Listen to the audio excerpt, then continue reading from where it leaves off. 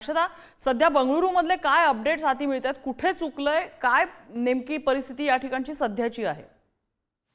अ, आज बेंगलोरमध्ये चेंगराचेंगरीत 25 जण जखमी झालेले आहेत नम्रता.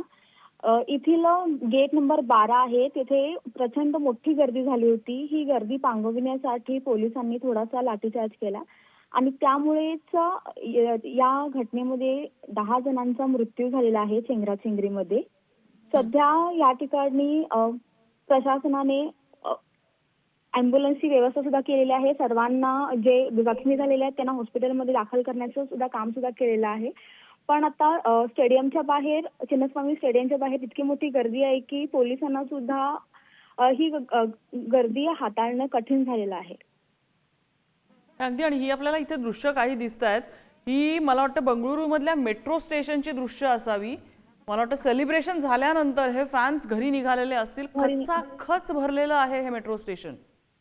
पाऊल हो. ठेवायला, श्वास घ्यायला जागा नसेल एवढी गर्दी आहे. हो, याच्यातील काही दृश्य आमच्या पुढारीच्या सुद्धा हाती आलेले आहेत. इथे भरपूर गर्दी झालेली आहे आणि गेटवरती सुद्धा भरपूर गर्दी आहे. मेट्रो स्टेशनवरती पाय ठेवण्याची जागा नाहीये. जसं प्रयागराजमध्ये झालं होतं तीच परिस्थिती सध्या आज बेंगलोरमध्ये आहे नम्रता.